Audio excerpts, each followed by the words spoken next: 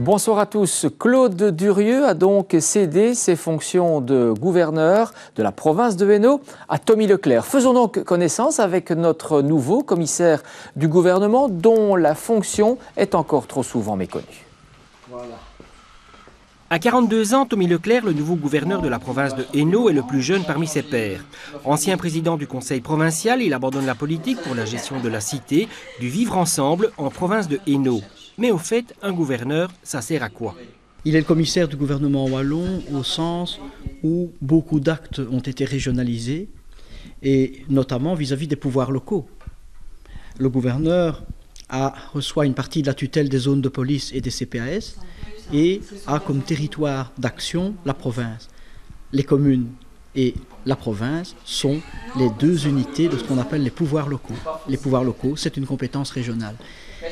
En cela, le gouverneur siège au conseil provincial et au collège provincial. À ce titre, il est chargé de contrôler la validité des actes posés par ceux-ci. Mais un gouverneur, c'est aussi un commissaire du gouvernement de la Fédération Wallonie-Bruxelles et du gouvernement fédéral, notamment en termes de sécurité. Lorsqu'une catastrophe survient, lorsqu'un danger menace le territoire et les personnes, le gouverneur a une capacité de réquisition des forces de l'ordre, des forces de maintien de l'ordre, mais aussi donc l'armée, la police fédérale, les pompiers, les services civils, donc ce qu'on appelle la protection civile, qui est basée chez nous à Glun.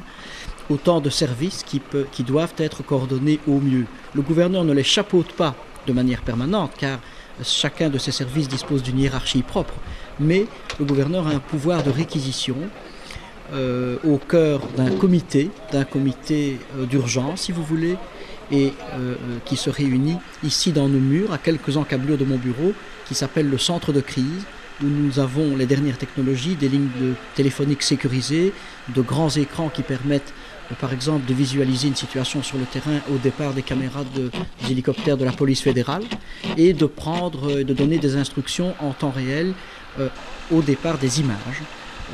Et ça se passe ici, en cas de gageons que ce soit le moins souvent possible, mais des représentants de tous ces ordres, de tous ces secteurs, de tous ces services sont autour de la table avec le gouverneur pour pouvoir, coordonner les opérations. L'autre grand pan, l'autre grande tâche plus quotidienne des gouverneurs, c'est évidemment l'image de l'institution provinciale, l'image du territoire provincial, ce qui n'est pas la même chose, vis-à-vis des tiers, vis-à-vis de nos concitoyens, qu'ils soient ennuyés ou qu'ils viennent de l'extérieur.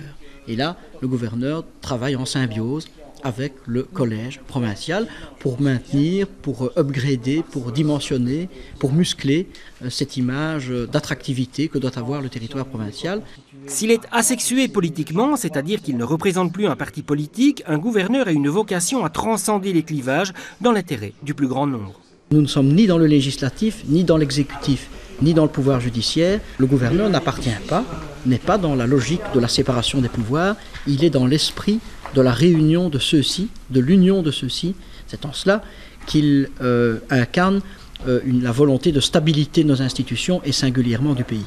Si la charge a pour vocation la discrétion, il n'en demeure pas moins qu'elle revêt une importance capitale, notamment en termes de supracommunalité. Participez ces 3 et 4 mai à la journée Ensemble avec les personnes extraordinaires, une journée solidaire et conviviale.